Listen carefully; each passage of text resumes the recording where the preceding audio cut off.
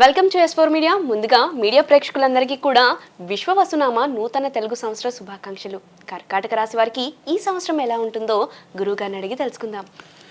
కర్కాటక రాశి పునర్వసు నక్షత్రం 4వ పాదం, పుష్యమి నక్షత్రం 1, 2, 3, 4 పాదములు, ఆశ్లేష నక్షత్రం 1, 2, 3, 4 పాదములు. వీరికి ఈ సంవత్సరం ఆదాయం 8, వ్యయం 2గాను, రాజపూజ్యం 7, అవమానం 3గా గోచరించుతున్నాయి. ఈ రాశి స్త్రీ పురుషాదులకు ఈ సంవత్సరం శుభాశుభ మిశ్రమ ఫలితంగా ఉన్నది. అంటే ఒకరోజు కొంచెం బాగున్నట్లు, ఒకరోజు కొంచెం ఇబ్బందిగా ఉంటుంటుంది. గత కొంతకాలంగా పడుతున్నటువంటి బాధలన్నీ కూడా ఈ సంవత్సరం పూర్తిగా తొలగిపోతాయి. కోర్టు వ్యవహారంలో ఎందు జయంగా ఉంటుంది. మరియు నూతనమైనటువంటి కార్యక్రమాలు వీరు చేపడదామనుకున్నటువంటి నూతన కార్యక్రమాలన్నీ కూడా వీరికి కలిసి వస్తాయి. భూమికి గృహానికి సంబంధించి గతంలో నిలిచిపోయినటువంటి పనులు ఏమైనా ఉన్నట్లయితే అవన్నీ కూడా పూర్తవడం జరుగుతుంది. అయితే ఈ కర్కాటక రాశికి సంబంధించినటువంటి వాళ్ళు ఆరోగ్య విషయంలో తగు జాగ్రత్తలు తీసుకోవాలి. సంతానం కూడా అభివృద్ధి పొందుతుంది.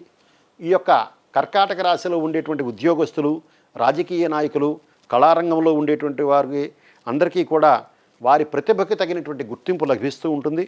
వ్యాపారస్తులకు ఈ సంవత్సరం అంతా కూడా అనుకూలమే. హోల్సేలు, రిటైల్ వ్యాపారము, కార్పొరేట్ సంస్థలు, అలాగే సరుకు నిల్వ చేసేటువంటి వారికి, బిల్డింగు నిర్మాణ పనులు చేసేటువంటి వారికి తగిన లాభాన్ని పొందుతూ ఉంటారు. విద్యార్థులు వ్యయగురు ప్రభావం చేత, గురుడు వ్యయమంది ఉండడం చేత కొంత జ్ఞాపక శక్తి తగ్గి ఆశించినంత మార్కులు సంపాదించడానికి చాలా ప్రయాసగా ఓర్చవలసినటువంటి పరిస్థితి వస్తుంది. వ్యవసాయదారులకి మొదటి పంట కంటే కూడా రెండో పంట విశేషంగా లాభిస్తూ ఉంటుంది. స్త్రీలకి ఈ సంవత్సరం యోగవంతమైన కాలమని చెప్పచ్చు.